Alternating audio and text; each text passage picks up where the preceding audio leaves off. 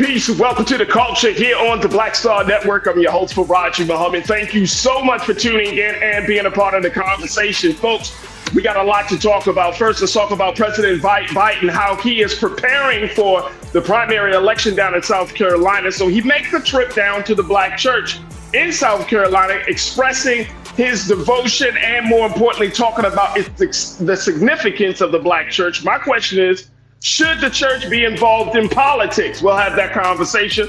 Also, will the president show up for the 3 Black soldiers that were killed by a drone attack in Jordan? One report says yes, another report says no. You tell me what you think about the situation. Later on, we're going to be checking in with our sister Octavia Brown, who is a therapist and owner of the Urban Institute of Mental Health, to talk about healing intergenerational trauma. We'll have that conversation and a whole lot more. Stay with us. It's all happening on today's edition of The Culture right here on the Black Star Network. Let's go.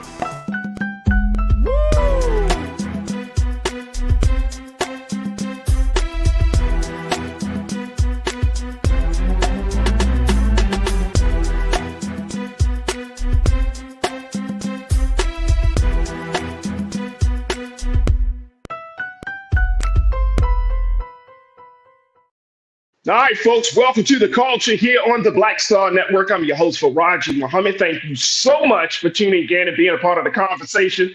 Happy Tuesday, folks. Can you believe that we're already at the end of the first month of 2024? Already there, folks. Jeez. Wow. Where has the time gone by? All right, folks, thank you all so much for tuning in and being a part of the conversation. As we're streaming on a number of dope platforms, let's start with our home platform of blackstarnetwork.com. Go to our website today, download the app for free, follow us on social media at Black Star Network, and throw something in the bucket for us as we have these conversations, putting out this content just for you.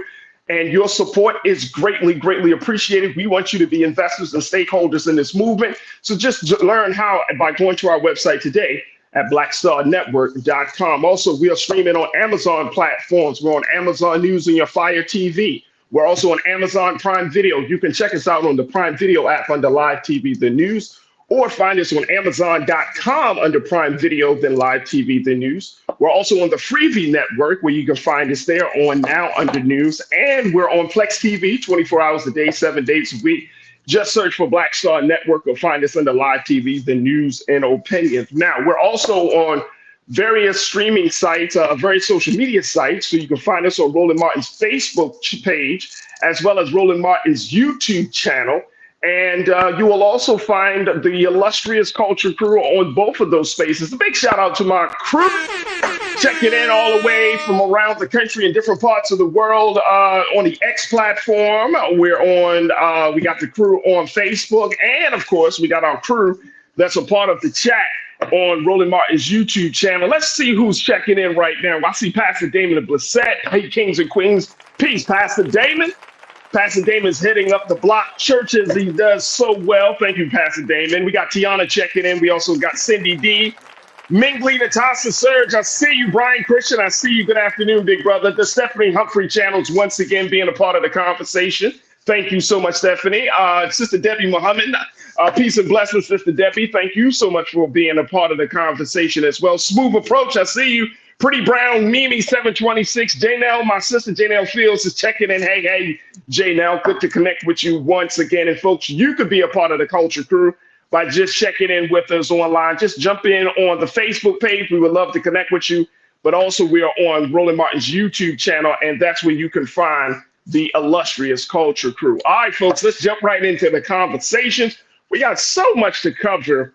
And in this first discussion, I wanted to talk about how the president now is stating the case, how he's making a move. Now, we've seen 2 GOP primary elections, the one in Iowa, the one in New Hampshire. Now, it is the Democrats' turn, as now the official presidential campaign season has kicked off. And the first date, of course, has based upon that move that the Democratic Party did last year, where they've made the decision to up South Carolina's contest from being like from number 2 or 3 to being the first contest of the year. And of course, this is in hope to bring some more support. to really shore up black voters, folks, because we know what happened in 2020 when Representative James Clyburn of South Carolina put his vote of confidence behind President Biden.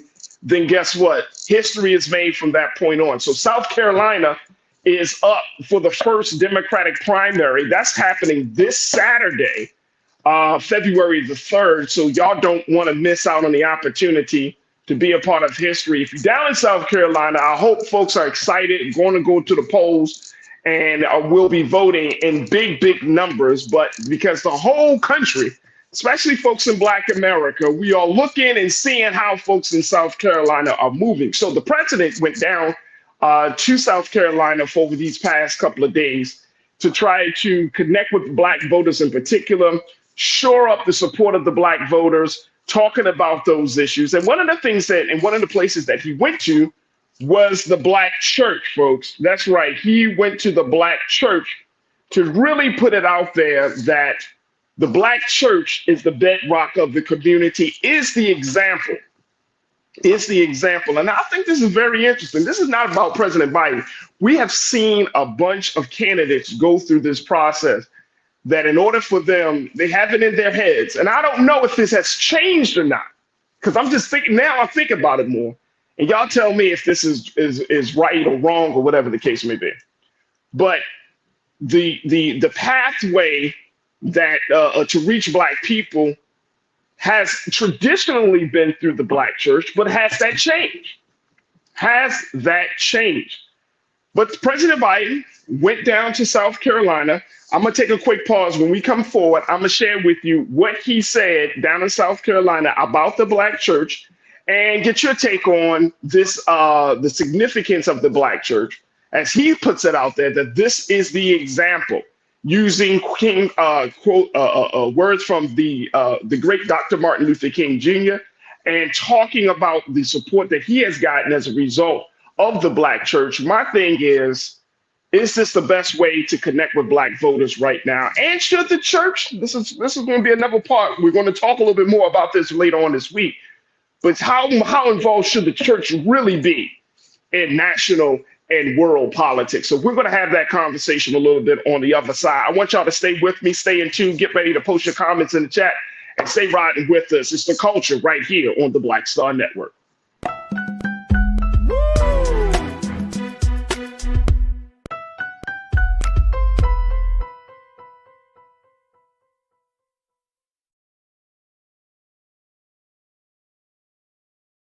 When you talk about Blackness and what happens in Black culture, we're about covering these things that matter to us, speaking to our issues and concerns. This is a genuine people-powered movement. There's a lot of stuff that we're not getting. You get it, and you spread the word. We wish to plead our own cause. Too long have others spoken for us. We cannot tell our own story if we can't pay for it. This is about covering us. Invest in Black-owned media. Your dollars matter. We don't have to keep asking them to cover our stuff. So please support us in what we do, folks. We want to hit 2,000 people, $50 this month, raise $100,000. We're behind 100,000, so we want to hit that. Y'all money makes this possible. Check some money orders. Go to P.O. Box 57196, Washington, D.C. 20037-0196. The Cash App is $RM Unfiltered. PayPal is R Martin Unfiltered. Venmo is RM Unfiltered. Zelle is Roland at RolandSMartin.com.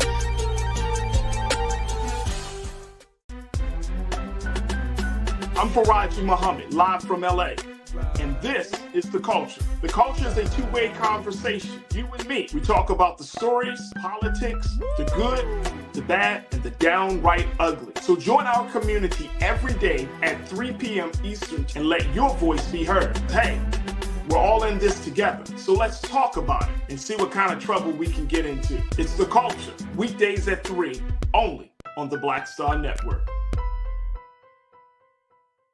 Folks, Black Star Network is here. Oh, no punching! I'm real revolutionary right now. Support this man, Black Media. He makes sure that our stories are told.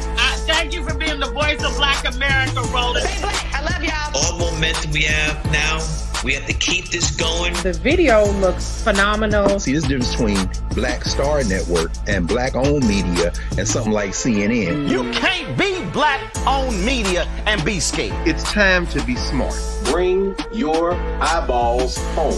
You dig?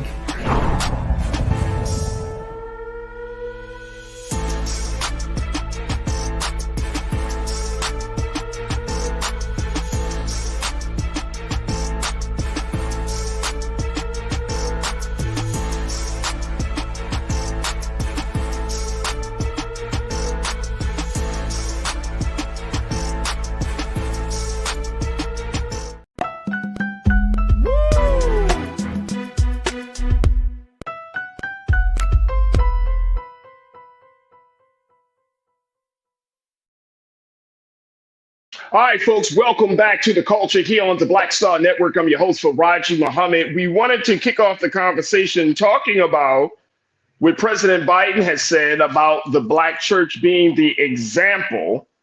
And he has put it out there, folks, that if it wasn't for the Black church, he wouldn't be in the office. But he praises the Black church and says, quote, the world would be a different place without their example. Now, this is because the president visited South Carolina in the hopes of getting people excited about the primary that's going to be held on Saturday, February the 3rd. This is the first primary on the for the Democrats on their calendar. So he's down there, of course, with Representative Jane Clyburn. And he spoke at St. John's Baptist Church on the final day of a 2-day visit to South Carolina to rally Black voters. He also visited a Black barbershop. And he spoke at a state Democratic Party dinner after he flew in on Saturday. And then he went to church on Sunday to talk to Black voters. Now, he said, he referenced Dr. Martin Luther King. I want to share with you the quote that he used. Let's put that up, please, Lise. Thank you. He said, well, you give us a mountaintop. He asked the worshipers to imagine what would happen first if there had been no Black church to turn to in times of darkness. He said, well, you give us a mountaintop, you give us a promised land, you give us a dream and a faith that we shall overcome, can overcome. Of course, these are echoing the words once spoken by the late, great Dr. Martin Luther King Jr. And then he goes on to say, and you push us toward a more perfect union, you really do, to bend the arc of the moral universe toward justice together. And what a gift to the nation and the world you've been. He also said that your prayers mean everything. A lot of praise for the Black church. A lot of praise for the Black church, and justifiably so. The Black church has been a bedrock of our community for many, many decades, many, many years, right? And it has gotten us through the best of times and the worst of times. It has served as the target of both the greatest moments of our history, and the target has become the target of some of the most horrific acts of our sojourn here in America. So the Black church definitely is an example of what faith looks like. But I wanted to pose a question. Is this the best path to reach Black voters? And I'm talking about Black church. Now, the church has changed dramatically. We know that. And this is just like an introductory conversation, folks, as we have this. So we're just having a little bit of an introduction, because later on this week, I want us to get into a more in-depth conversation talking about what pastors are doing around the issue of Gaza. So we're going to have some discussions around that this week, God willing. But should the Black church, do you feel like this is that the president is really putting it out there, talking about the significance, talking about the importance of the Black church? And let's talk a little bit about this. Should the Black church be the space and the place for the president or for any elected official to come to have these conversations, right? We already know there is this ongoing kind of law of we don't want to mix church with state, right? So that's the way America currently works. But then there's also this belief system that we need to rely on the faith that we have, and that faith should, quote unquote, spill over into our faith in this democratic system. But we also know that the church is changing. The demographics of the church is changing. How the church operates is changing. The church is getting out of the four walls and into the streets. You have more pastors, Black pastors in particular, who are seeing their role more as prophetic teachers and not as prosperity promise makers. Y'all get that one?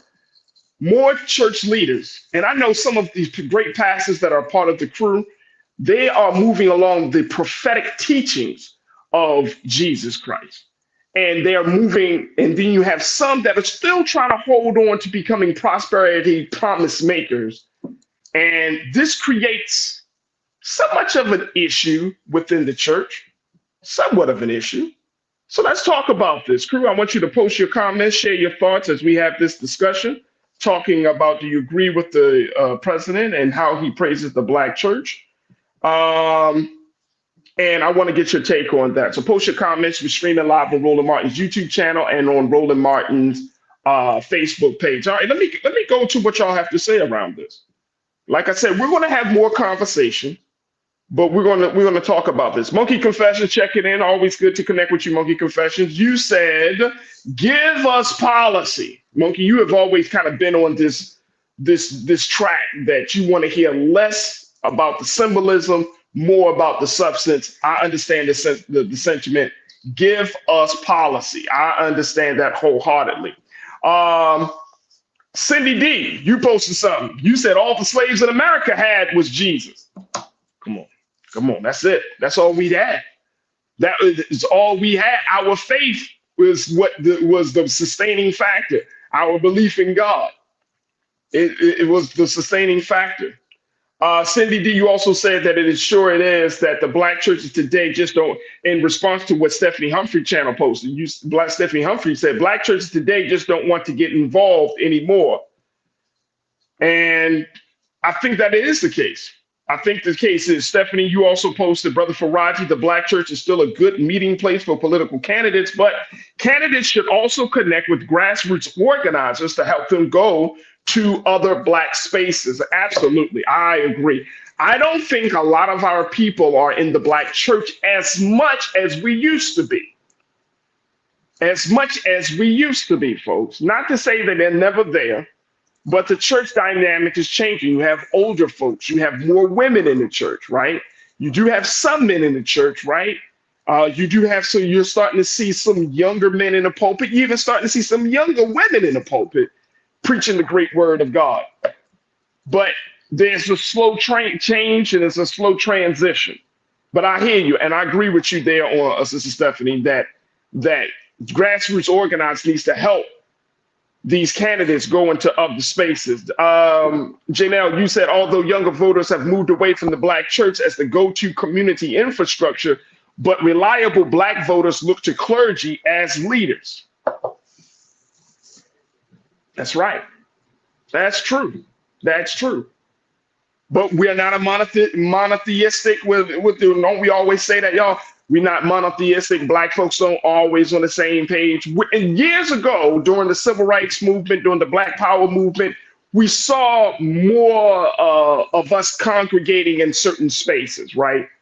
Now, we all over the place. We might have a little in the faith institutions, whether it's the church or the mosque. We might be in the community organizations. We might be in the street organizations. You know, you see it's kind of sprinkled all over the place.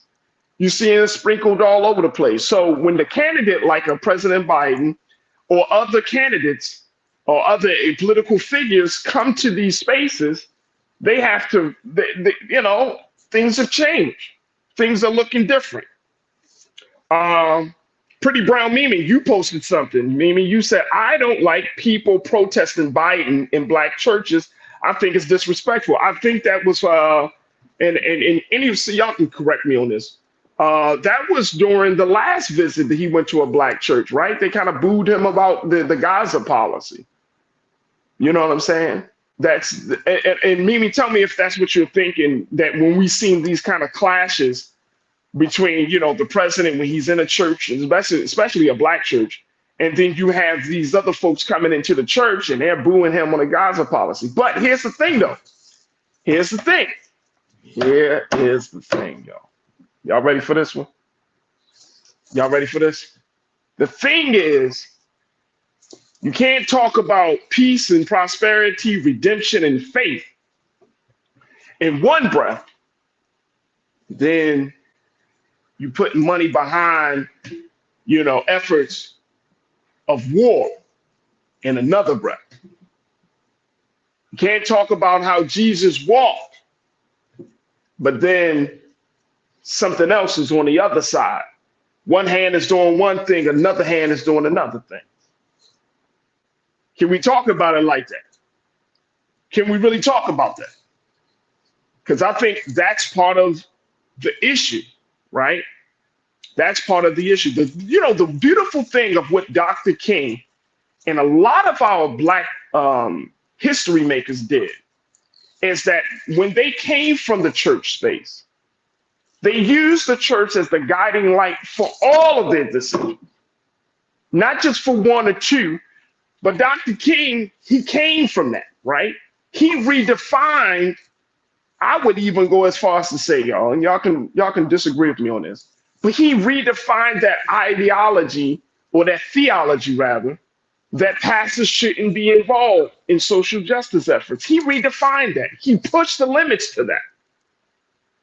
Because we found that as much as we can talk about faith, you got to talk about fighting against the powers that be of this world. Because faith is not just isolated, you know what I mean? So there is a time for that. There's a place for that. And I think the Black church is a great refuge for that. But we've seen it in example after example for those who take the mantra of Jesus and Jesus the Christ, and taking the mantra of of these stories and all of these things, these lessons and these guiding lights that came from the church, and how they used it in the modern day times, how they applied it. I think it's something in that. Definitely something in that. Janelle, you said many of our Black church leaders take the separation of church and state to heart. They are more likely to get audited, and tax exempt status is vital. White church leaders boldly cross that line. Absolutely. Absolutely. Churches have become, for lack of a better word, in some cases, Forbes 500 companies. Did I say anything wrong? That's how churches have become. They've become these Fortune 500 rather, not Forbes, but Fortune 500 companies, They generate a lot of revenue. And I'm not talking about the politics and all of that right now, like how much the church is bringing in. I'm just talking about the significance of it, especially going into a year like this, y'all. Like, where do Black folks go and find refuge in a time where there is so much uncertainty, right? And I think the church is being confronted right now. I think, and we're going to have more conversations about this, but this is a very trying time for the church. This is a very trying time for the people. This is a very trying time for faith in general. Look, I got to take another quick pause. When we come back, let's continue the conversation on the other side, folks. I would love to get what your take on this as we talk about President Biden. Also, we can't ignore the fact that 3 of our very own Black soldiers were killed by a drone attack in Jordan, and the politics around that situation, because even in the great loss for those families, those lost their loved one, they have to hold on to something. And President Biden, in this visit to St. John Baptist, took the time to acknowledge that the sacrifice those 3 Black soldiers made. But I'm gonna share with you some of the political things surrounding their respect, surrounding how we are honoring them. It is going to absolutely just make you say, what? I'll share with you the latest of that. So stay with me, stay right with me, stay posting your chat, posting your thoughts in the chat, and I'd love to hear from you. It's The Culture right here on the Black Star Network.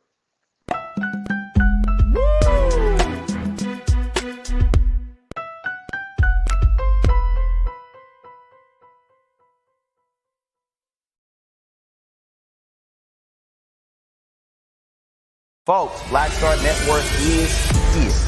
Hold no punches. I'm real revolutionary right now.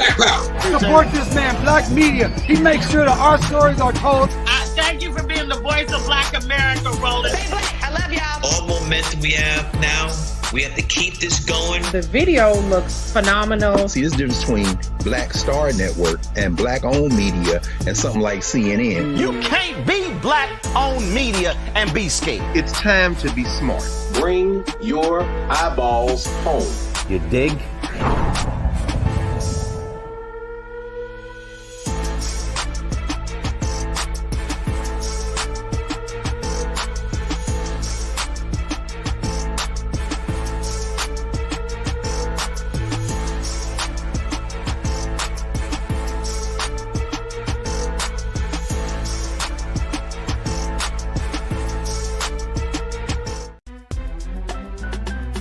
I'm Faraji Muhammad, live from LA. And this is The Culture. The Culture is a two-way conversation. You and me. We talk about the stories, politics, the good, the bad, and the downright ugly. So join our community every day at 3 p.m. Eastern and let your voice be heard. Hey, we're all in this together. So let's talk about it and see what kind of trouble we can get into. It's The Culture. Weekdays at 3, only on the Black Star Network. When you talk about blackness and what happens in black culture, we're about covering these things that matter to us, speaking to our issues and concerns. This is a genuine people-powered movement. There's a lot of stuff that we're not getting. You get it, and you spread the word. We wish to plead our own cause. Too long have others spoken for us. We cannot tell our own story if we can't pay for it. This is about covering us. Invest in black-owned media. Your dollars matter. We don't have to keep asking them to cover our stuff. So please support us in what we do, folks. We want to hit 2,000 people, $50 this month, raise $100,000. We're behind 100,000, so we want to hit that. Your money makes this possible. Check some money orders. Go to P.O. Box 57196, Washington, D.C. 20037-0196. The Cash App is $RM Unfiltered. PayPal is R Martin Unfiltered. Venmo is RM Unfiltered. Zelle is Roland at RolandSMartin.com.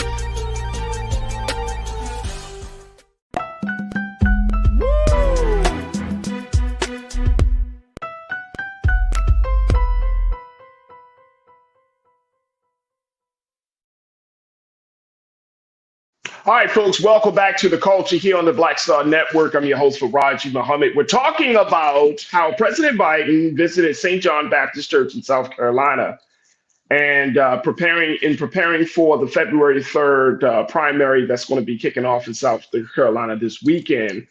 He visited a black church, St. John, and talked about the importance of the black church, talking about the importance of getting of the black church making the example the black church has made on black folks, this country, and the rest of the world. Very, very inspirational stuff coming from the president, right?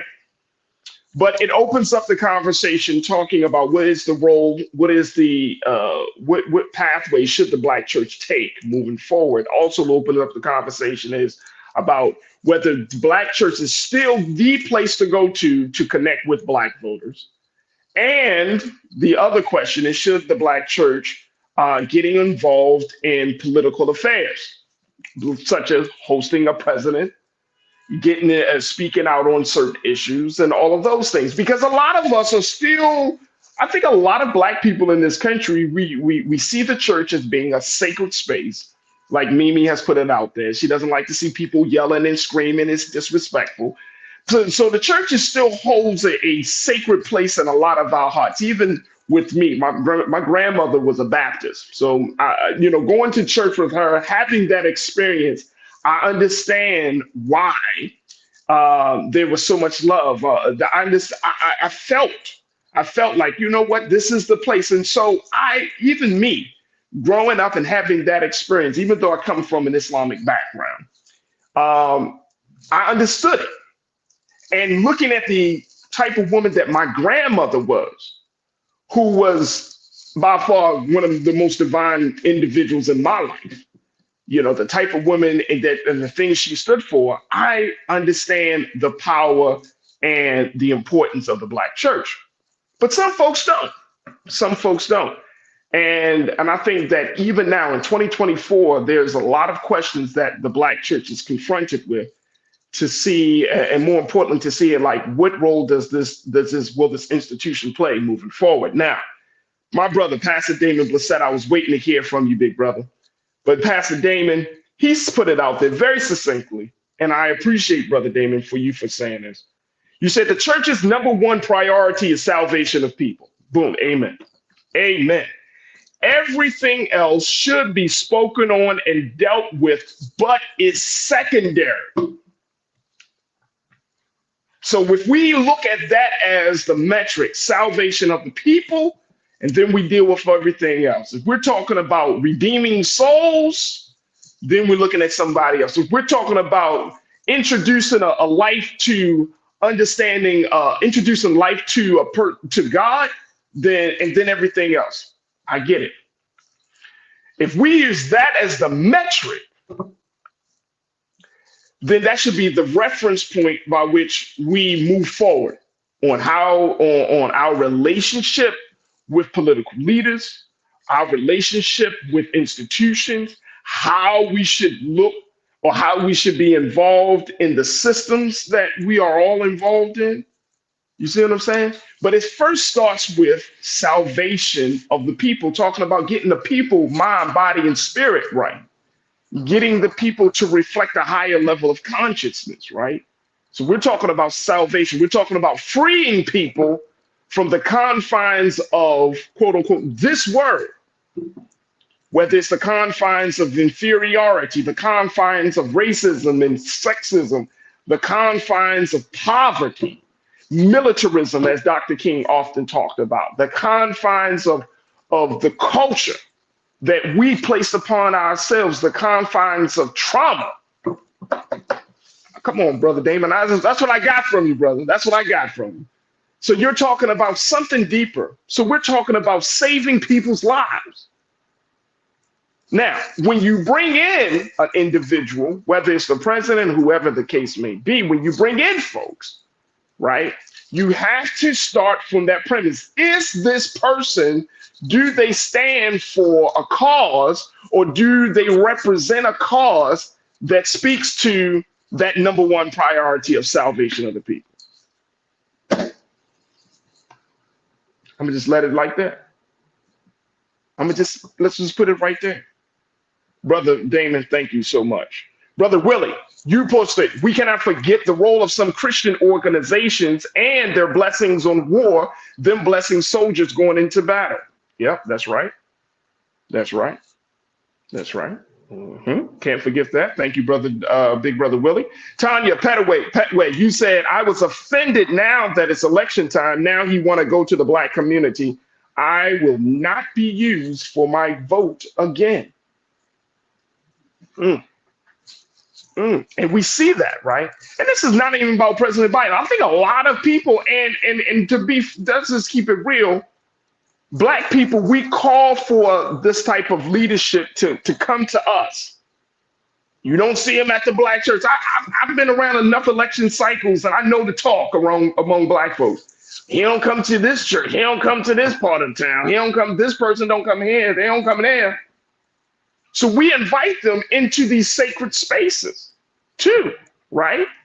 We want to see them in these sacred spaces. But maybe it's time, y'all.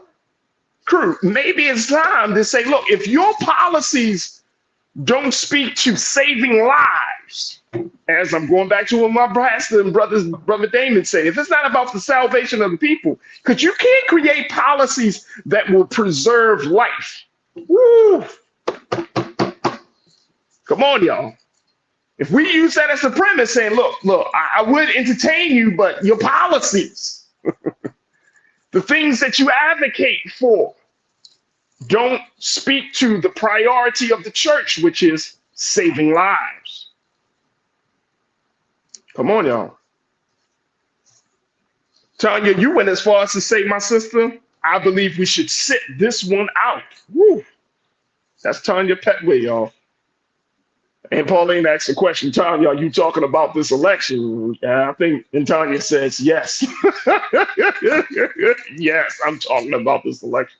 Alexandria, Baker, Hadera, thank you so much for checking in. You said, now's the time for Black folks to negotiate on George Floyd Act and the Civil Rights Voting Act and affirmative action. This is the best time to leverage the Black vote for advancing the Black agenda. Woo! I like it. I like it, Alexandria. I like it. I think this is the perfect time. We have like this small window of time to get some firm commitments on some of these issues that's been sitting on the back burner for so many months and years. Why not? Some people say, well, no, we can't, we just got to keep the boat moving, but we got to get something out of the deal, y'all. I hear you, Alexandra. I hear you. We don't have this type of time because we need some firm commitments early. Because we don't know how the election is going to roll, right? You know, you're looking at a Trump and the uncertainty of that situation, and you're looking at a Biden. We don't know. We don't know. So why not let's get some firm commitments on where do you stand on this? I mean, how do you plan to approach that? And where do we stand on this? This is what the Black church could advocate for, y'all. This is where the Black churches can advocate for. Learning to love myself in response to my sister, Alexandria. Baker Hadera, you said learning to love myself. You said there are organizations that are fighting voting injustice around the country. We have had some Supreme Court rulings denouncing voting laws. However, Republicans are ignoring the ruling. So we know what the playing field looks like, learning to love myself. We know what the playing field looks like, and we can't play no games. Felita Cavett, thank you for checking in. A lot of new voices in the chat today, and I'm so very happy to hear from y'all. Felita, you said, I like pastors in the spirit of William Barber, no matter of the faith, is the kind of person who support the humanity of people. Amen. I love Pastor Barber, man.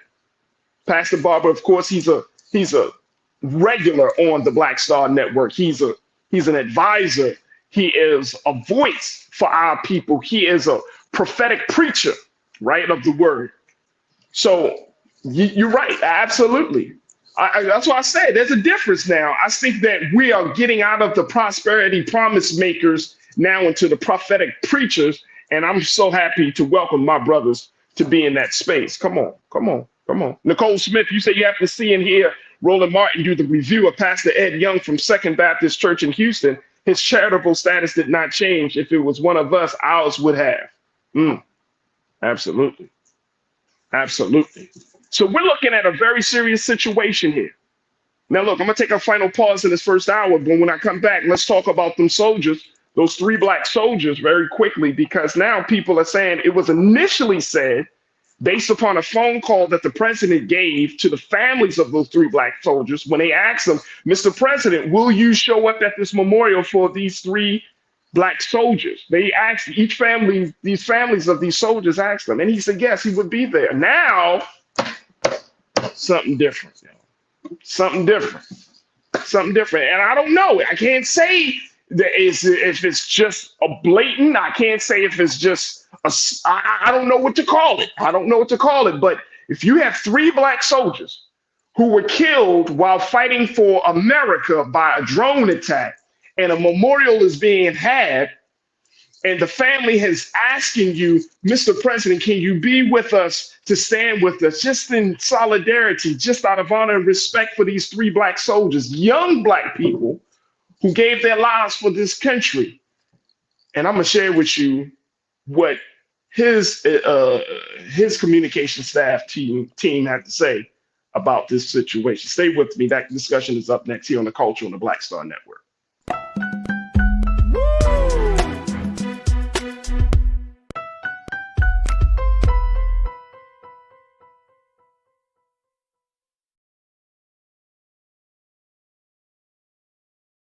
Pull up a chair, take your seat.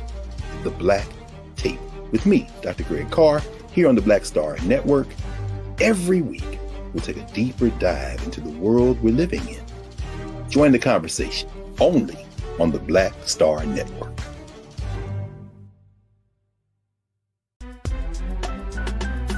I'm Faraji Muhammad, live from LA.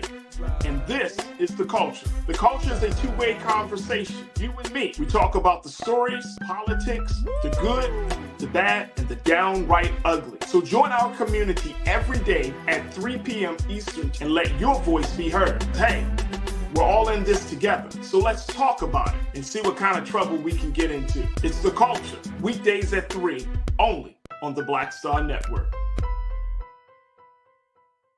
When you talk about blackness and what happens in black culture, we're about covering these things that matter to us, speaking to our issues and concerns. This is a genuine people-powered movement. There's a lot of stuff that we're not getting. You get it, and you spread the word. We wish to plead our own cause.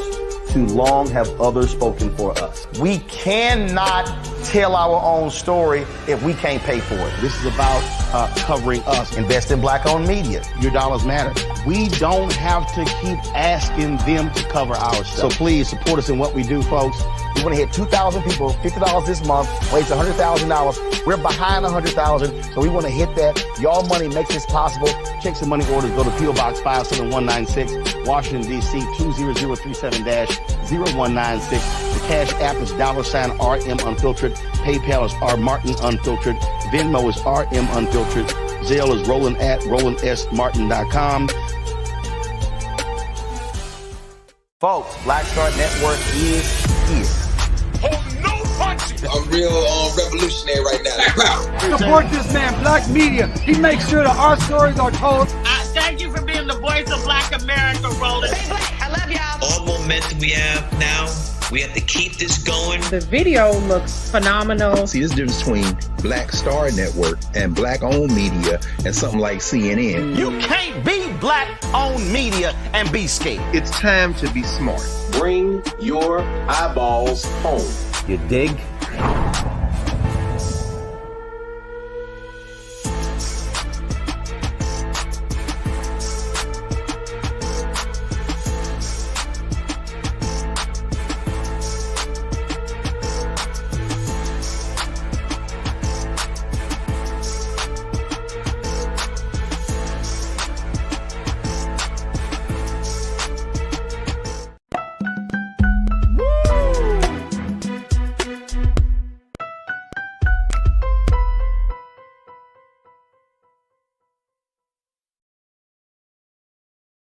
All right, folks, welcome back to The Culture here on the Black Star Network. Let's talk a little bit about what's happening with this situation of those 3 black soldiers that it was killed by the drone attack. And I'm just pulling up the information here, folks, because this situation is getting a lot of momentum. People are saying, is this president ditching this memorial for 3 black soldiers that were killed, even though he has talked to the families of the soldiers?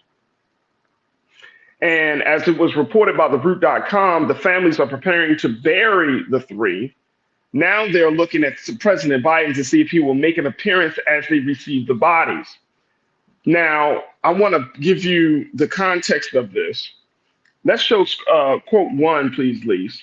This is from CNN, that today President Biden spoke with the families of the American troops who were killed and will attend a dignified transfer at Dover Air Force Base on Friday.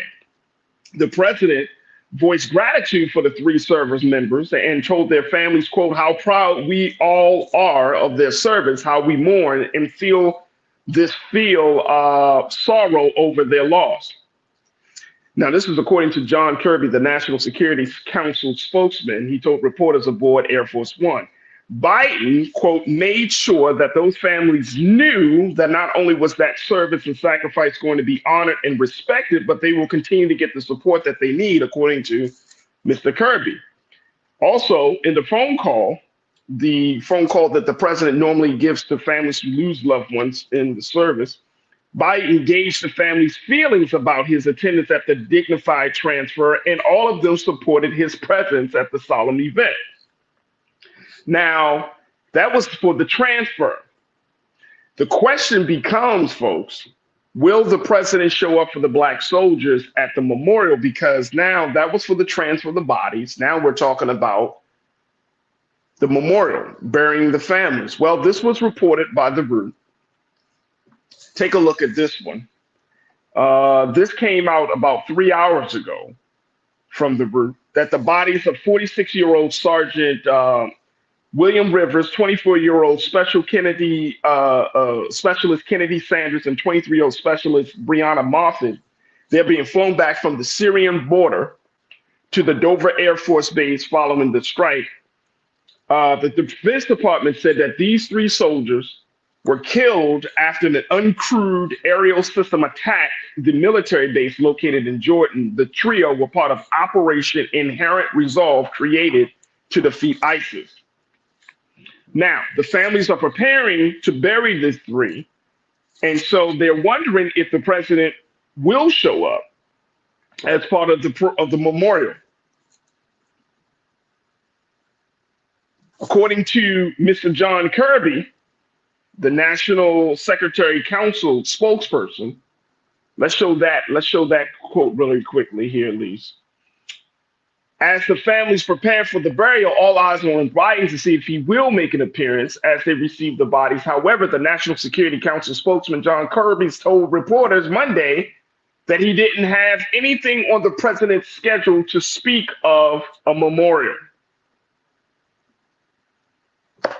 It's not on the president's schedule. Now, are we bringing up this story to just, oh, no, it's not on the president's schedule. I'm going to just let y'all figure that out. Crew, you tell me what you think. Should the president show up? Will he show up? Will he show up for these 3 black soldiers? Let's put their faces up on the screen once again, Lise, please. Thank you. Sergeant William Jerome Rivers there, Specialist Kennedy LaDon Sanders, and Specialist Breonna Alexandria Moffett. You have an older brother and these 2 young sisters. And some people are saying that he should show up not just for the transfer bodies, but he should show up at the funeral. Is that a big thing for any one of us? Should he show up for the actual service, for the memorial? Do you think that he should show up? Come on, crew, talk to me. Tanya Petway, you said, LOL, he can't have all of these agendas in his head at once. He just forgot. Sister Debbie, you said, Debbie Muhammad, you said, I don't see the president showing up for the funeral either.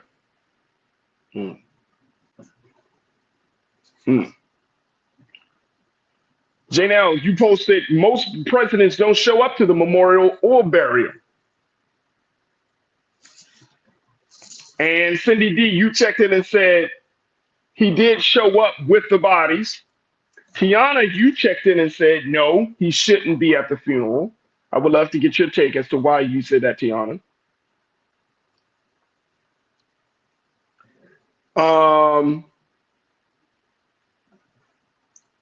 Tiz, you posted, we have to push these damn presidents to get what we want. Every GRP looks to get something out of politics. We are the only, every group looks to get something out of politics. We are the only group of people that vote and hope to get something. Crazy, just crazy.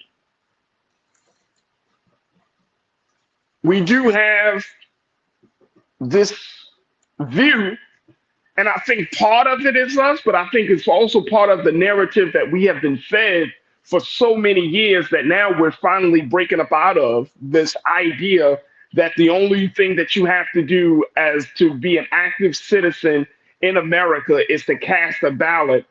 We don't talk about the fact that not only should you cast a vote, but then you have to go to work to make that vote a reality. That is 2 different things. And I think to your point, Tiz, that's the problem. It's culturally. We have always been conditioned to think that all we got to do is show up and pull a lever or push a button, and that all will be well. Oh, we just show up to vote. But how big is this? Is this a big deal? And I'm bringing it just to us. I just want to just have this very quick discussion.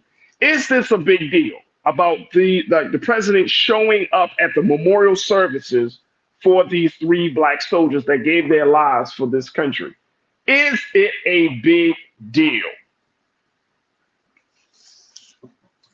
Some of you have suggested, Monkey, you suggested sending Vice President Kamala Harris.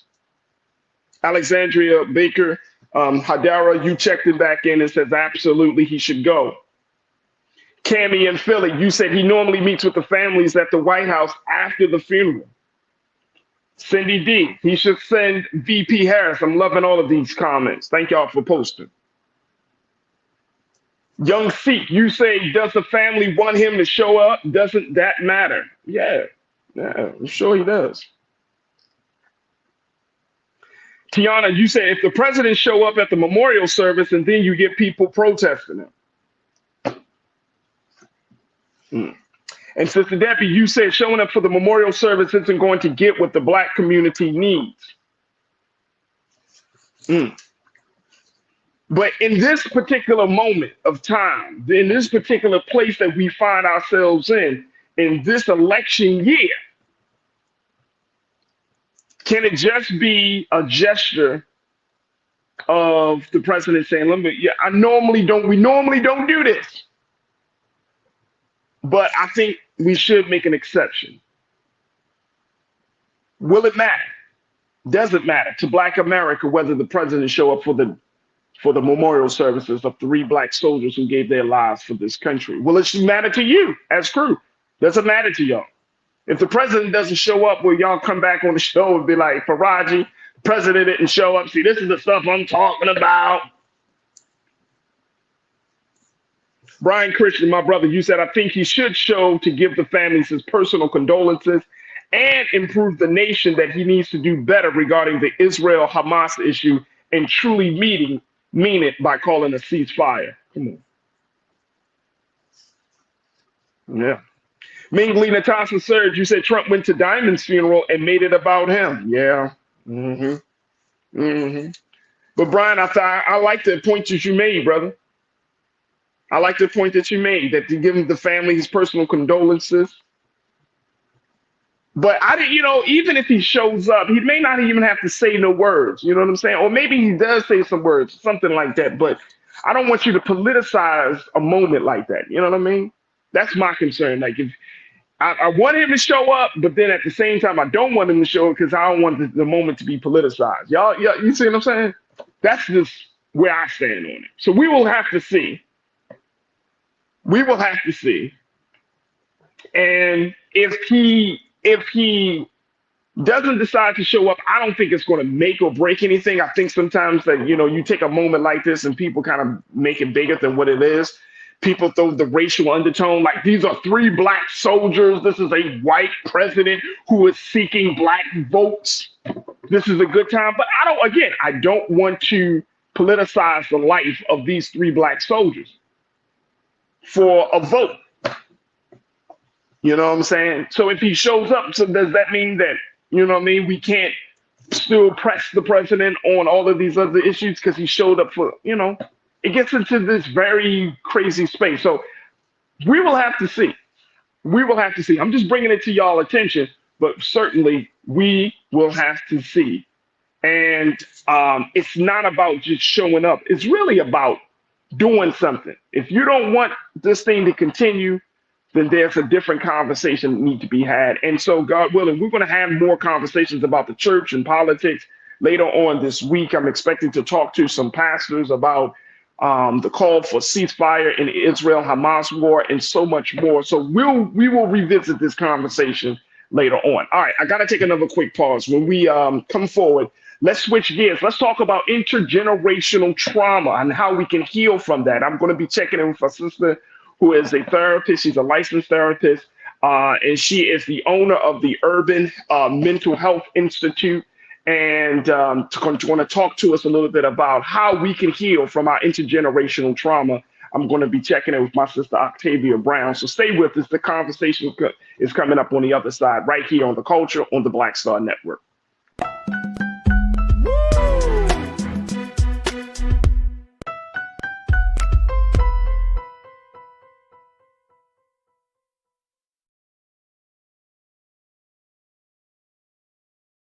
Pull up a chair, take your seat. The Black Tape with me, Dr. Greg Carr, here on the Black Star Network. Every week, we'll take a deeper dive into the world we're living in. Join the conversation only on the Black Star Network.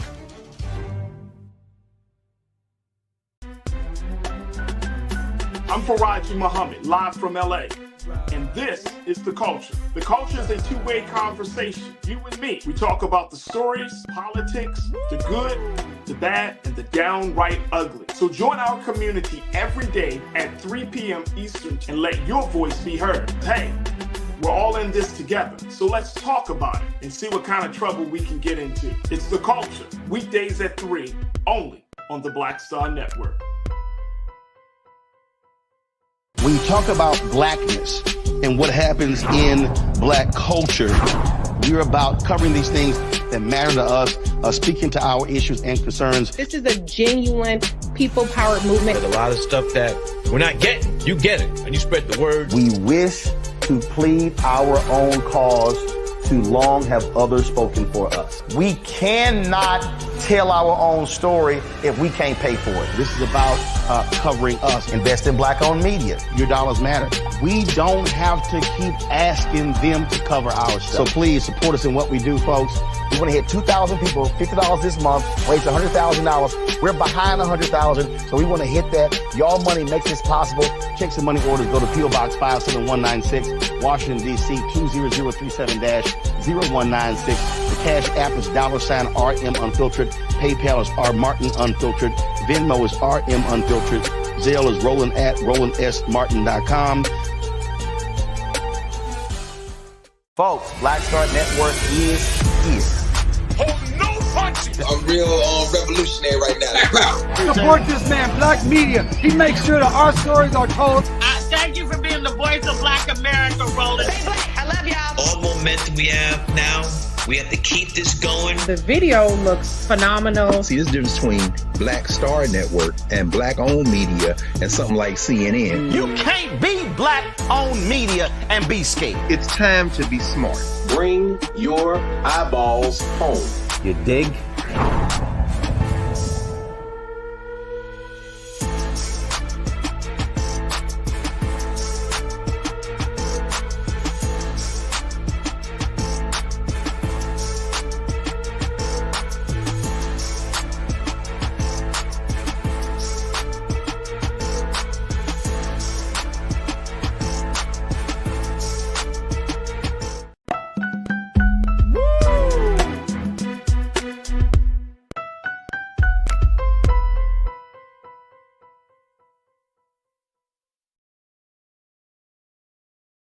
All right, folks, welcome back to The Culture here on the Black Star Network. I'm your host, Faraji Muhammad. Thank you so much for tuning in and being a part of the conversation. And if you're just streaming in, or if you're watching us, I hope you're watching us from our home network of blackstarnetwork.com. If not, let your friends and family know the importance of supporting Black media like never before.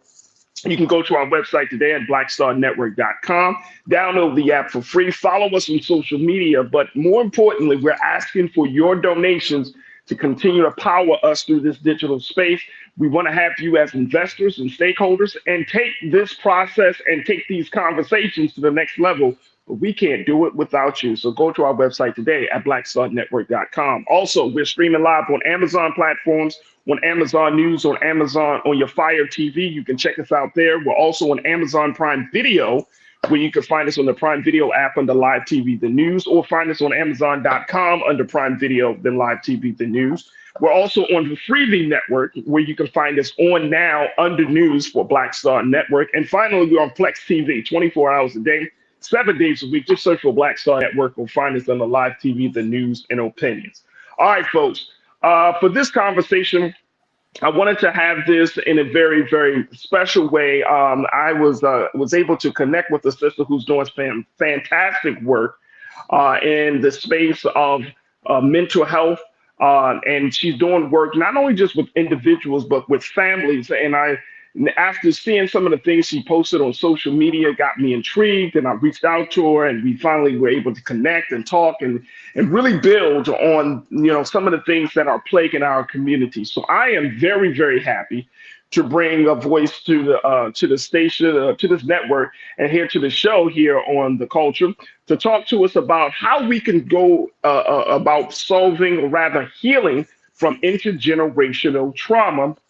And I want to welcome now to the airways of The Culture here on the Black Star Network, my sister Octavia Brown, who is a licensed therapist, and she serves as the owner of the Urban Institute of Mental Health. Sister Octavia, welcome to The Culture. Good afternoon. Hey, how y'all doing today? I'm good. How are you? Absolutely. Thank you for being here. Good. All right, let me throw something out there. You posted something. Now we were already talking before then. But let's at least let me know if you can. I want to post this video that has been circulating on TikTok, and I think it's a very interesting video. But I think it is indicative of where we see a lot of relationships are, especially with mothers and daughters. Let me play this short video from TikTok. Take a look at this. And you have the worst attitude. I don't know where you Mom, get I it from. don't have an attitude problem. Oh my God. Rolling your eyes? Oh, yes, you do. I don't understand where you get it from. You were such a nice little girl. You're just evil. You're just so oh my God, your dumb daddy calling me. Hold on. Why you calling me you broke down, bald-headed, ugly, dusty, weak behind, can't change a tire, sweaty, armpit, having ass, stink, pee-pee, little boy? Bro, I was just calling to tell you my grandma got hit by a truck, man. I wish it was my truck she got hit by. You deserve it. You don't even deserve it, grandma. You deserve nothing. Dirty ass. My bust his car windows, Jasmine Sullivan style. He don't know what's coming to him. Mama, look in the mirror. What? All I see is a bad bitch with a hatchet. Anyway, fix your attitude. You're going to end up just like your daddy with broke windows. Now, excuse me. I got some work to do. Wow. There's a lot to unpack there, Octavia. Wow. Why did you post that? What made you want to post that? Well, I think the first thing for us to recognize is that, because we know everybody chuckled a little bit. Everybody laughed a little bit when they saw that. It's probably a lot of Black mothers who saw that and resonated with that and was like, yeah, I've had those type of conversations with my daughter. I can tell you, I, as a Black mother, when I first saw it, the first thing I did was run to my daughter and say, look at this TikTok. And we bust out laughing. And she's like, that's you. And so I think the first thing to recognize and understand it, because it is, why we do, and that's part of our culture too, is that some of the family dynamics that are really unhealthy are so normalized that we laugh. Like it's very funny, and that at times takes away from the seriousness of them sometimes, and how that those behaviors, although they may be funny, we look back years later and we're like, oh yeah, remember my mother did this, or remember we used to have to go get the switch off the tree and get beat with the switch, while we sit back and laugh, that it isn't really important to understand that those experiences they impact you, and they, while we might not consciously be thinking about it or even be aware of how those experiences that we had, that is very much considered to be a norm in Black culture, how that impacts the way that we see ourselves, the rest of the world, the way we move, our beliefs, our values, and overall just how our behavior, and sometimes, a lot of times it impacts in a very unhealthy, in a negative way. And because it impacts us in this unhealthy, negative way, but it's so prevalent, it can be seen as normal, right? Like unless you're at a conscious place, unless you're in a new space in your relationship, and more importantly, you had a new space within yourself, this can be seen as normal stuff, right? Like I never forget, Octavia. Like I used to do a lot of speaking in schools. And I never forget, I was talking to some students, and we were talking about young people getting involved in leadership. And I was like, well, young people can always do some great things for their neighborhoods. They can, go out and start picking up the trash. This is small things. And I say our neighborhoods don't need to be full of crime and stuff. And I'll never forget, this little sister raised her hand. She's like, Mr. Muhammad, I mean, my neighborhood is lit. I mean, and she went down the lines and she was like, we got drug dealers, man, we got this funny ass crack addict, we got these prostitutes. And I'm like, what? Like, But and then I asked her, I said, have you ever been to other neighborhoods where these things are not? And she's like, no, I never been to that. And I'm like, wow, that was an eye-opening experience for me, right? So some of the times, like we have gotten to this place where trauma is even a part of our identity as Black folks in this country, Yeah. right? That if you're talking about being healed, or you're talking about being in a place of peace within yourself, or you're having good relationships, it's almost frowned upon. How is that? Well, I think the thing, and I really began to really resonate with just how deeply embedded and rooted our trauma is. When I read the book by Dr. Joy DeGrasse, she wrote the book called Post-Traumatic Slave Syndrome, excuse me. And in the book, she said that we were slavery's children.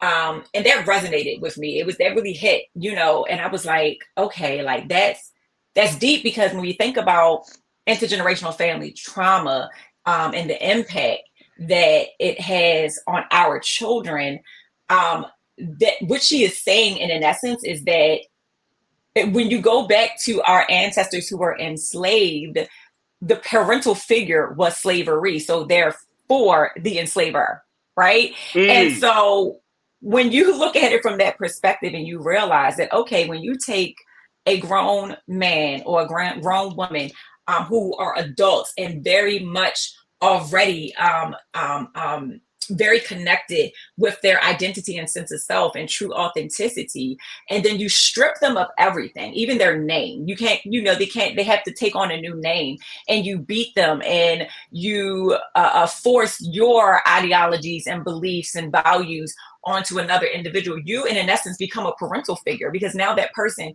is no longer able to care for themselves, provide for themselves, and therefore very dependent on the enslaver for everything that they need, And so when you look at generations of behavior that presents within the Black community, we have to keep in mind that until we go back and heal that trauma, that was imposed upon us by our quote unquote forced parents, which is the enslaver, that we don't know anything different.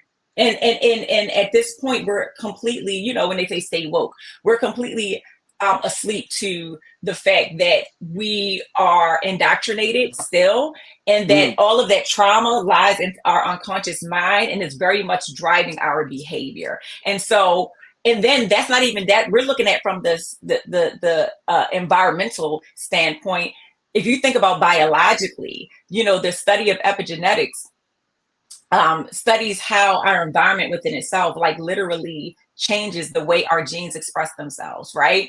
And so we know that not only can this trauma be passed down through learned behavior, unconscious, experiences, storytelling, things like that, that genetically, our ancestors passed down the trauma of slavery through our genetics. And it's very much still present to this day. So it's a norm for us, right? And on top of all of that, there is almost a deeply unconscious fear of doing anything different, right? And think about the stimulation alone. When you go to these communities and they're lit, that's very stimulating to the brain. And so there's always something that's happening, which keeps your brain in a sense of like fight or flight all the time, right? And then if you try to go to a community that's different, even though you might know that this is a better environment, there is a deep sense of uncomfortability because this is not my norm. So it's like it's like you go back to what's familiar, even though the familiar may not be the healthiest option for you. Absolutely. And we all do that in some sense, right? If we look at the ways that we are, take just the trauma of slavery aside, we know that in this country, we are probably the most unhealthiest country. We do not eat foods that are natural. Typically, we are indoctrinated, for purposes of capitalism, to eat things that do not serve our bodies well. And even when we know that this is not something we should be eating, how difficult is it for one to just stop eating something that you've been used to eating for a long time? Or when, when cigarettes was a thing, how difficult was it? Even after, the Surgeon General was saying, you're going to get cancer if you smoke these cigarettes. How difficult was it for you to just stop smoking cigarettes? And you have to think about the picture. You have the biological part of it. The brain is used to that now. And then, just the fact that this is something that you have associated with a sense of calming, even though it's not healthy, right? And so that same type of dynamic very much presents itself with our behavior as Black people in the Black culture. Wow. Nicole, you checked in as you're talking this. We're talking to Octavia Brown here. Nicole Spicer, you said, I took a Black history class in undergraduate school called The Psychology of Oppression. And we talked about some of these issues. Look, we're going to take a quick pause. When we come forward, let's continue to talk about it because I want to delve a little deeper because Octavia has been talking about things. You folks, she is the owner of the Urban Institute of Mental Health. She is a licensed therapist and social worker. She's here to talk to us about healing from the intergenerational trauma that we may carry and we may pass on to our children or to our nieces and nephews or to the young people in our lives. We're talking a little bit of how we can disrupt that trauma cycle. So stay with us. The conversation continues with Octavia Brown and with you right here on The Culture on the Black Star Network.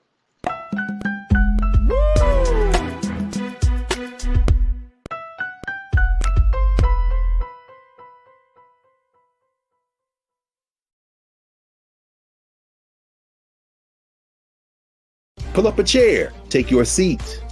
The Black Tape with me, Dr. Greg Carr, here on the Black Star Network. Every week, we'll take a deeper dive into the world we're living in. Join the conversation only on the Black Star Network.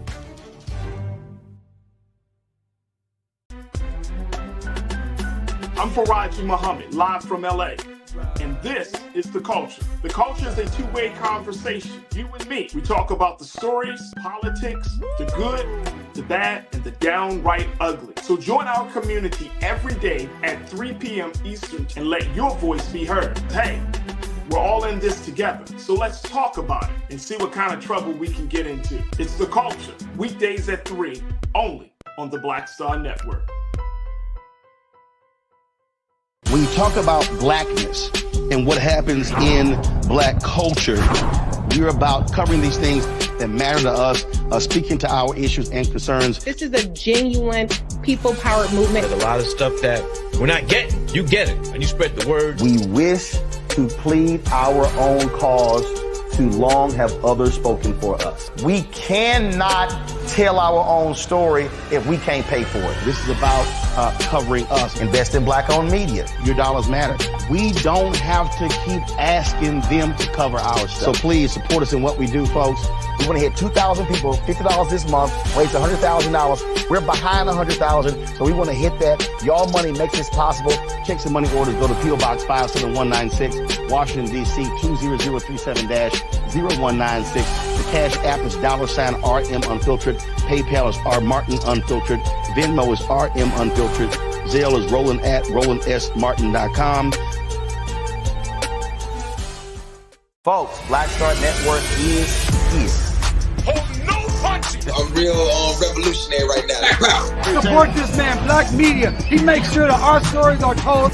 Thank you for being the voice of Black America, Roland. Stay black. I love y'all. All momentum we have now, we have to keep this going. The video looks phenomenal. See, this difference between Black Star Network and Black-owned media and something like CNN. You can't be Black-owned media and be scared. It's time to be smart. Bring your eyeballs home. You dig?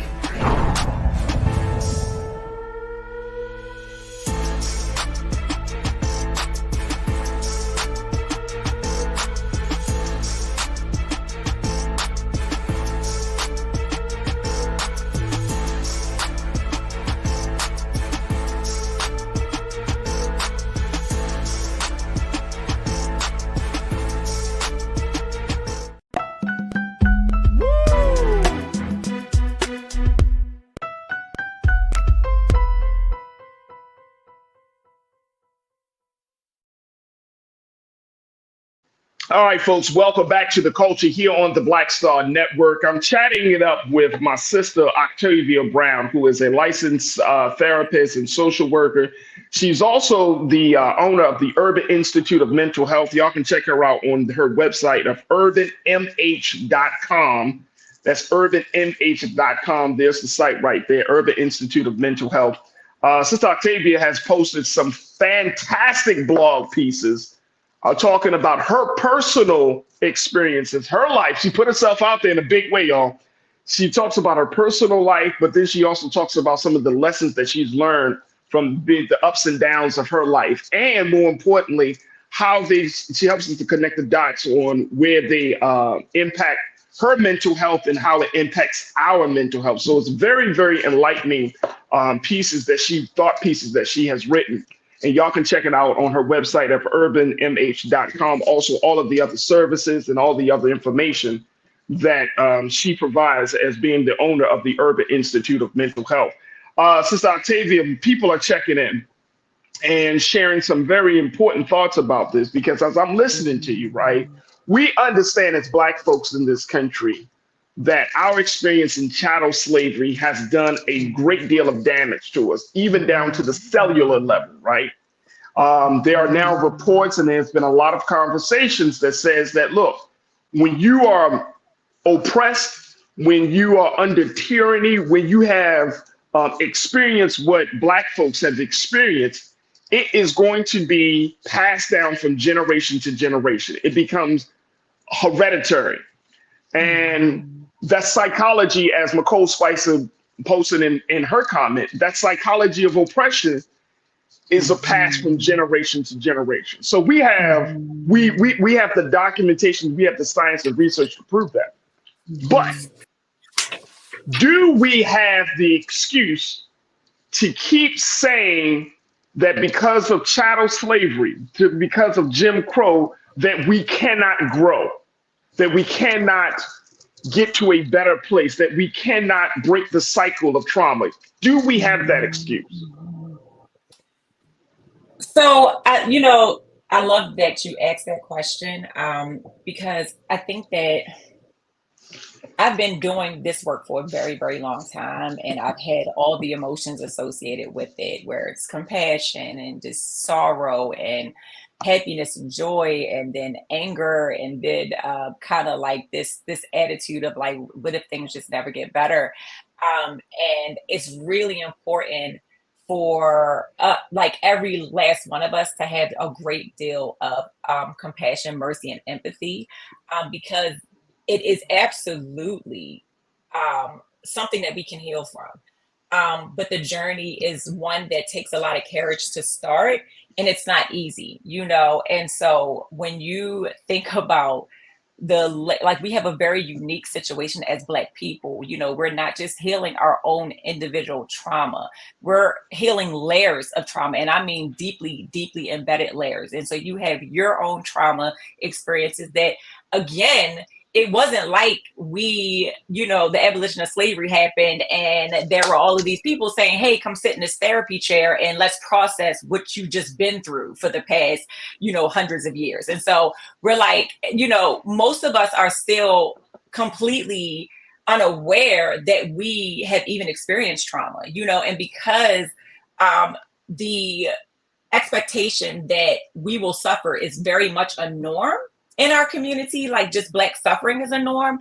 Many of my clients and the clients who come into the Institute, which we created specifically for BIPOC people, Black, Indigenous, and other people of color, they have no idea that they have experienced their own individual trauma, And so when you have that issue and we are unconscious to the fact that we have all of these years of trauma and these layers of trauma that we have to heal from, and we don't even recognize our own trauma, let alone intergenerational family and ancestral trauma, and then there are not, I hate to say it, our organization at UIMH, there's not a bunch of organizations out there like that has created, a mission that says we want to decolonize the minds of Black and brown folks. We want to deconstruct societal indoctrinated beliefs that do not serve our people. And we want to liberate the mind so that we can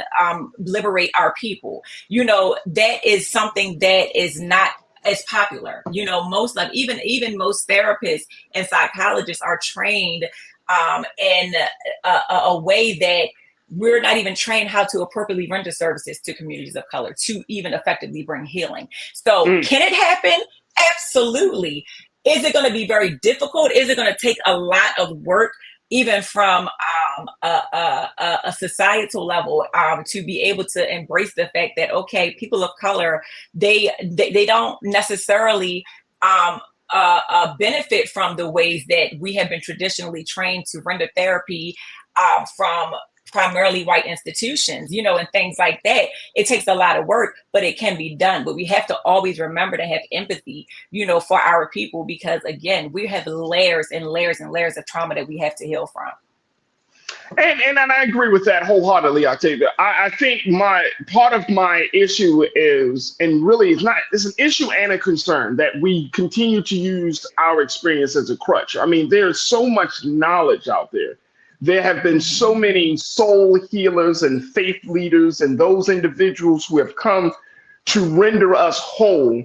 And in 2024, it's still interesting that we're having these conversations as if people don't have power.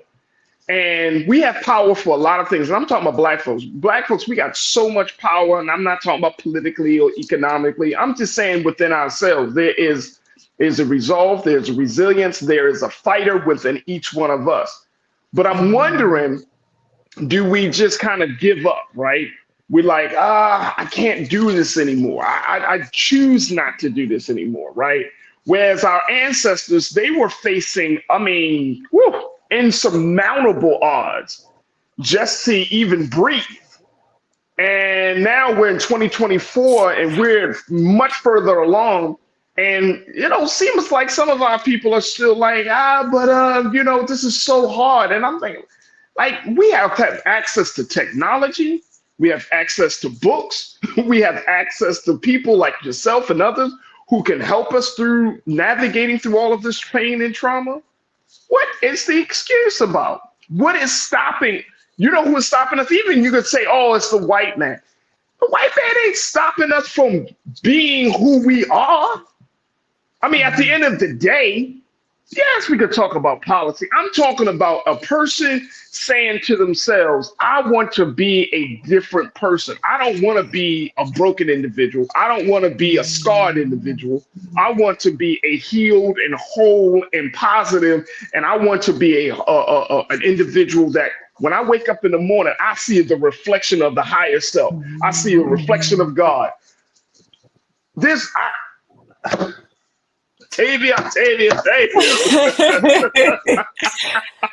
get it. I get it. You know what I'm saying? Like I can't personally. I just, you know, when I hear that, this is not like, oh, this is just talk. I've seen men and women's lives change because they have been exposed to knowledge. Yeah. You see what I'm saying? Yeah. My life is changing because as I'm growing and learning and understanding and maturing, and I'm opening myself up to different knowledge and I'm opening myself up to different understanding of things, is changing. Yeah. And in 2024, the brother who is laying on the ground drunk still has some consciousness. In 2024, the sister who is on the street corner prostituting herself understands the dynamics of power and understands. You see what I'm getting to? Like, we're not as dead as many people want to make us believe. We actually have a lot of consciousness now. What seems to be that big wall, though? So it's, you know, well, because we can sit here all day and answer this question, you know, so I'm going to try to, like, you know, condense it as much as possible. But to the sister who talked about the psychology of oppression class, you really have to understand the psychology of oppression, meaning that, you know, I will never forget reading a book written by Miguel, sorry. But the book is called The Four Agreements, okay? And in the book, even though it had nothing to do with what we're speaking about right now. But the book talked about how, and he literally said, like, human beings are like domesticated animals, right? And so from the time that we're born, we have been indoctrinated. We have been conditioned to behave in certain ways, right? And some stick, some don't. But when you really think about what ways a person can go about, if they want to be evil and indoctrinate another human being and make it stick, you have to implant fear. Okay. And so Okay. when you recognize that, it sounds so simple, right? It sounds so simple because there are sometimes individuals who have the knowledge, have the exposure, but there's such deeply rooted fear that it's almost like I'm stuck and I'm frozen, right? And even if you think about what happens to the brain. So, and I think it's really important to understand what trauma is, because trauma it can be one experience. It doesn't matter what the experience is, but it could be one experience that just completely disrupts your functioning. It disrupts the way that you see yourself, the way that you see the rest of the world. It distorts your vision, it distorts your views. And what it does, it activates your fight or flight system, which is your fear system. And your body is saying that in this situation, there is something that's threatening my life, my well-being, my ability to live. And so when that system is activated, it takes a snapshot memory picture of it. It will never forget it. And anything that's associated with that picture is always going to trigger a fight or flight response, right? Yeah, and when you have unnatural things like colonization, that is completely unnatural and motivated by greed and other selfish means, that completely disrupts an environment. And again, I talked about trauma just being one situation. Now we're talking about years and years and years of embedded reminders and confirmations that this is something that you need to be definitely afraid of. That's the way that your brain is looking at this, right? Even sometimes, and every person is different. We have to look at the uniqueness of each person. But there are some people who are going to be really struggling with the idea of stepping outside of their norm, even though that norm is unhealthy for them.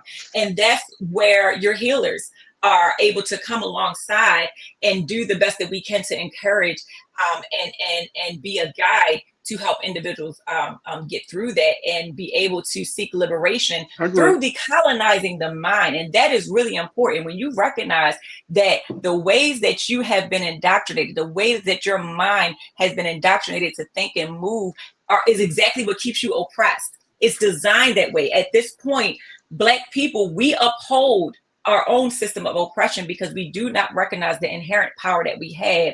And in order for us to do that, we have to liberate the mind. And that is why services like these and conversations like these are so important, because when you can come alongside a person of color and say, hey, you have power, you do not have to accept this as your lived experience. And yes, you can reconnect to your ancestral roots and reconnect to your cultural roots and walk in your true authenticity, you are forever liberated.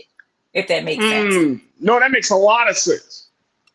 That makes a lot of sense, Octavia. I'm telling you, it makes a lot of sense. And I agree with you. I think that fear has certainly restricted our will to the point where we don't see past our own pain and we can't get out of that cycle. But I'm like a lot of folks that at a certain point, when do you say enough is enough?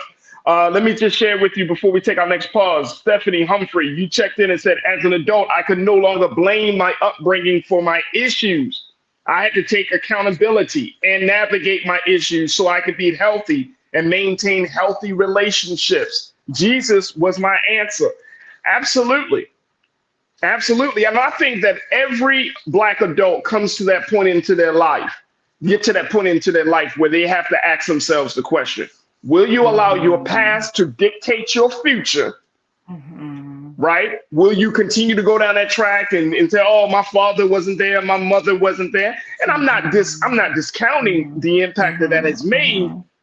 But when you're in your 30s and 40s and 50s, and then you start to understand the mindset of your parents, like as you go into a journey of self-understanding, then guess what? It's like the creator takes you into the mind of your parents because you start to say, oh, damn, they were experiencing some trauma.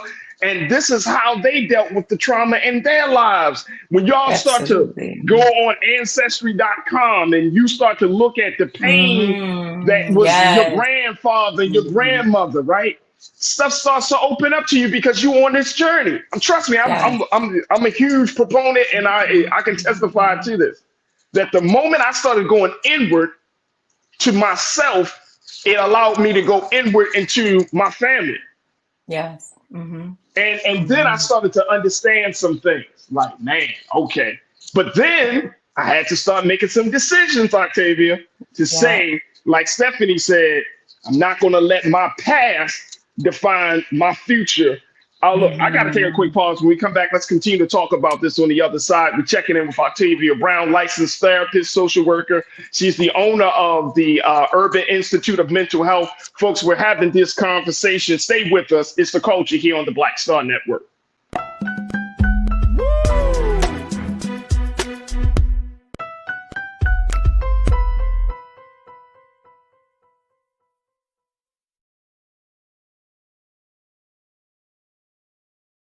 Black Star Network is here.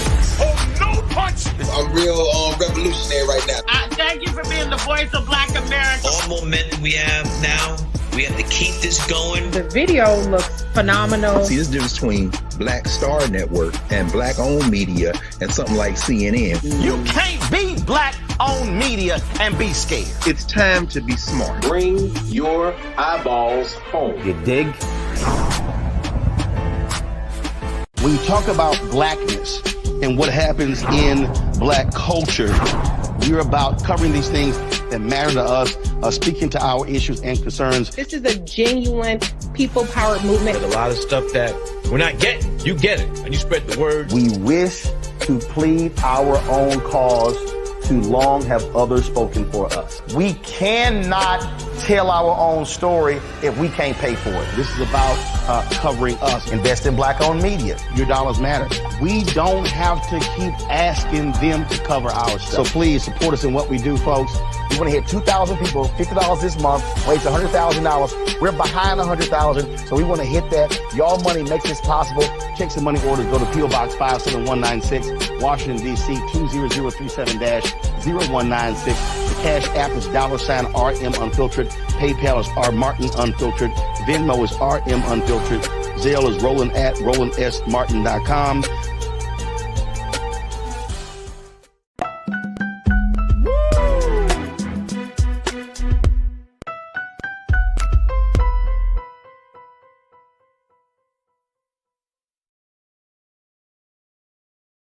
All right, folks, welcome back to The Culture here on the Black Star Network. Chatting it up with my sister, Octavia Brown, who's a licensed therapist and social worker. She's also serves as the owner of the Urban Institute of Mental Health. Make sure y'all check out on the website, urbanmh.com, the Urban Institute of Mental Health, where they're talking about liberating minds one session at a time.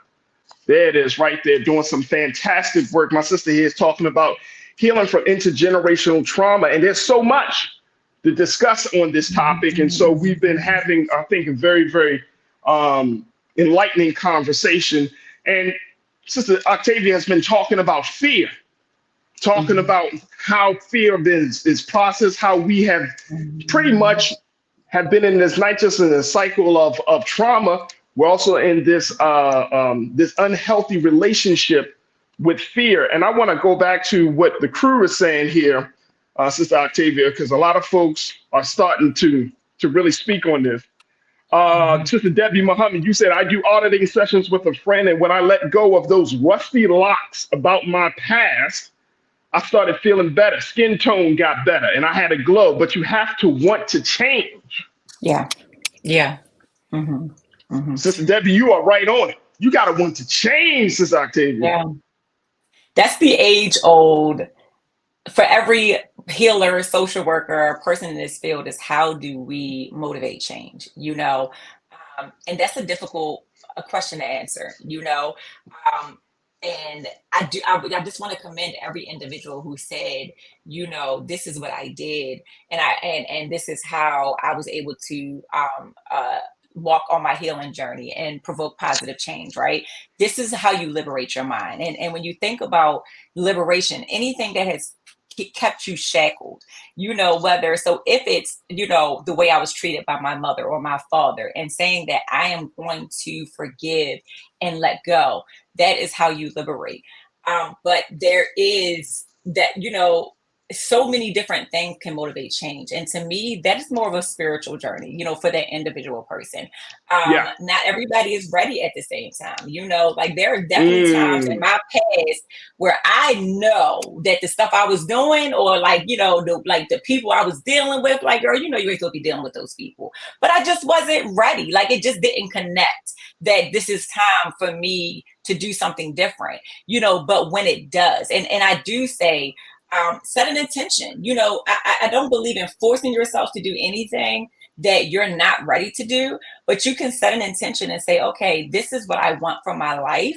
And then try to focus your time and attention elsewhere until you feel it connect. And you will. One day it'll connect, and you'll know that it's my time to change. And you'll be able to be ready for the journey ahead, because it's not going to be easy, but it's definitely worth it. It's definitely worth it. So kudos to all the individuals who have started their journeys and are continuing on their journey to healing.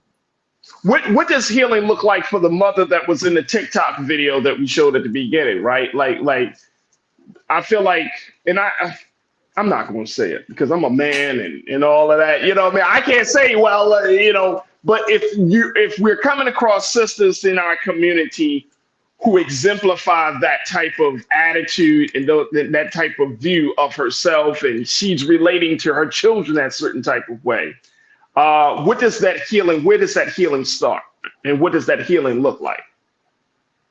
So I'll say this, especially because of the comment you just made, and this is so important for us to talk about, because when we think about the relationship between the cisgender Black male and the cisgender Black female, when we think about that relationship, is so divided. And a big part of that division is a lack of understanding, right? And so when you think about the Black woman who was in the video, I think the first thing that I off the break can tell is that she's been hurt. She has a lot of anger, a lot of resentment, and she, it's important not to generalize. You know what I'm saying? But her experience is one that mirrors a lot of Black women's experiences, especially in their dealings and their interactions, experiences with men, and specifically Black men. And Faraj, you and I have talked about this, in our phone conversations about just how multi-layered and deeply rooted the trauma is between the Black woman and the Black male. We talk about, from a social perspective. I read a book one time called It's Marriage for White People, written by Richard Ralph Banks.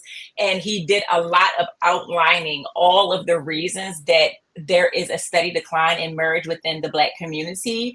A lot of the fault he did place on men, Black men, in the book. And I can't say that it's all Black men's fault. I think a lot of it comes from just a very unique situation of the Black male and Black woman.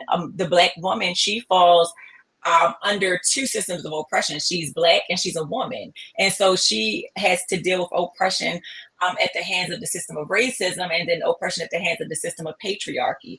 While the Black male, he has a very unique situation because he is Black, and so he's experiencing all of the discrimination and the oppression from being a Black male. However, he has privilege in the system of patriarchy, but he can only exercise that privilege with Black women and Black children, and so you see Black women take a lot of the brunt of just a lot of past unhealed trauma from not only Black men, but she feels like she got to carry the entire community on her back often, and even when I look at the demographic of the clients we serve, and we've served well over 1,000 clients since we've opened our doors, over 60%, I think 80% is women, Black women or women of color who come in. And so you have more women of color who's coming to get treatment and not, now we do have men that come in, and we are so happy, and we congratulate every Black or brown male who comes in to receive services. But again, she feels like she has to carry so much. And so her need is to recognize that I need to heal from my past.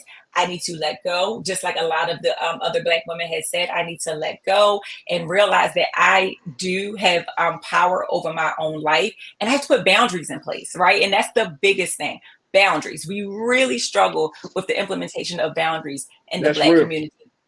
And so I would say that was her first steps. Mm-hmm.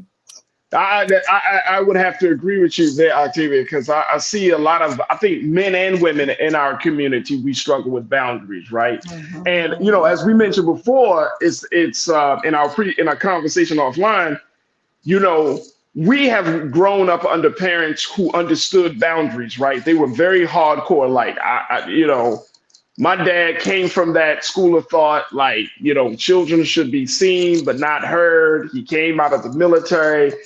A strong disciplinarian, right? And in some cases, what would be seen as extreme by some, right? That's the spaces that we've come out of, especially if your parents are from the 40s, the 50s, and 60s, and you think about all of the social issues that were happening and where we were mentally in our community. And then we saw war coming into play. Then, of course, we saw the drug epidemics coming into play and how it affected and how it changed the view that our parents have about Blackness, about ourselves and families. Yeah. And it created like a certain type of Black culture, right? It created this Black culture. And so now, I think right now, Octavia, we're at a place that a lot of us, especially those of us who are parents, we're on the other end. We're like, nope, I'm not going to be that disciplinarian like my parents were. I'm going to allow my children some extended freedoms. I'm going to give them the liberty. And some people would say that is part of the reason why we're in this place today, that the reins have been loose a little bit too much for this next generation. How do we find a balance in all of that? I think, and I laugh because we definitely talked about this. And there is, which, by the way, I am so ecstatic to see so many Black parents jump on the bandwagon of gentle parenting. Again, we talked about that ancestral trauma, and we talked about that the symbolism of the enslaver being the parent to the enslaved, symbolically, and looking at how from, I can even look at my own family's history of what discipline looked like from around the time of the abolition of slavery until now. And it was very harsh. And a lot of the disciplinary methods did mirror, what discipline looked like during the time of the antebellum slave period. And so when I see Black parents who say, hey, I know this does not work, and I don't want to render that same type of discipline to my children, and jump on the gentle parenting bandwagon. I'm excited about that. I think, but there also has to be an understanding of what that is. Gentle parenting doesn't mean that I'm not going to parent at all. We don't want to go from one extreme to the next, where we go from being authoritarian and then going to being permissive. You want to be right in the middle. And the biggest emphasis is to teach. We want to make sure that when we're parenting, we are there guiding, our children. And that, I believe, will get the respect of our children, knowing that we're there and we love them, and we are here to discipline out of love and not out of a place of fear, which is typically how I grew up, is that, we're supposed to fear our parents. But how you bridge that divide, you have to kind of meet into in the middle, and you want to be more authoritative, meaning that I can give my children the ability to express themselves and recognize that they're their own individual selves, who it's okay for them to engage in self-exploration and know themselves, while at the same time being here as a guide to protect and guide them when needed, if that makes sense. No, that makes a lot of sense. That certainly makes a lot of sense. And I think that is that is part of this process, right? Because we have to redefine those relationships. And more importantly, I think that, we have to be cognizant and conscious enough to say, you know what, some of the things that I was exposed to as a child by my parents were good, but then some of the things I was exposed to as a child by my parents were toxic. And being able to discern between what is the good things that we got from that parenting and parent-child relationship, and some of the things that we can kind of like, let's push that to the wayside, because I feel like we're at a different place. First thing, our children are in a different place. Black boys are in a different place. Black girls are in a different place. We are in a different culture. So, you have to kind of adjust for in consideration of all of these like nuances in our experience as parents and in our experience as families, right? And family unit has certainly changed. It's no longer just a mother, father, son, and daughter. It could be, the grandmother is present. It could be same-sex households that are present. It could be, a lot of us we were raised by our grandparents. Yes. So it brings a lot of different nuances. So there is so much more that we could certainly talk about. But Octavia, I want to kind of give you an opportunity for you to put it out there. How can people learn more about the work that you're doing, and more importantly, read about some of the things that you posted on your blog? You can absolutely visit the website, www.urbanmh.com.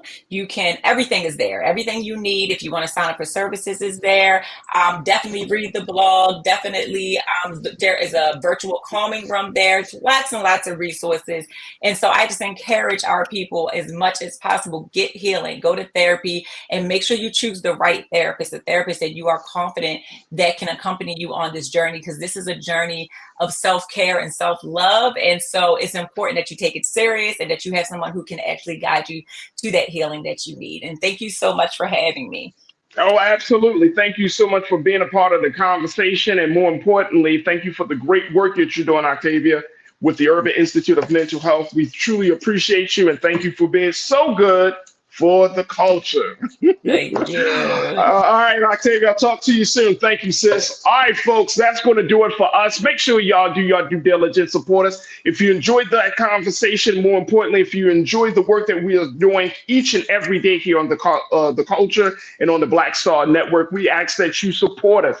Your support means a world of difference for us. So just go to our website today at blackstarnetwork.com. Download the app for free. Follow us on social media and drop something in the bucket. We would truly appreciate it. Now, also while you're online, make sure you follow me, yours truly, Faraji Muhammad. I look forward to connecting with each and every one of you. You can follow me on Instagram at The Real Faraji, and on Twitter, on the X platform at Faraji. I would love to connect with you. Let's continue to build the crew. Let's continue to build the community. And more importantly, let's continue to inform and enlighten the culture that we have and that we are a part of. So thank you, thank you, thank you. Folks, stay tuned. Up next at 6 p.m. Eastern Time is Roland Martin Unfiltered. I want to thank my fantastic production team for making this broadcast happen. And I want to thank each and every one of you for being a part of the crew and part of the conversations. We had a lot of good conversations. Tomorrow, I'm going to check back in with my sister Suzette. We're going to continue to have discussions about what's going on down in South Carolina, as their primary election is coming up on the 3rd of February, which is this Saturday. And also, of course, we are getting ready for the kickoff of Black History Month. And do y'all know that on Black History Month starts on February the 1st, the culture will be celebrating its 2-year anniversary.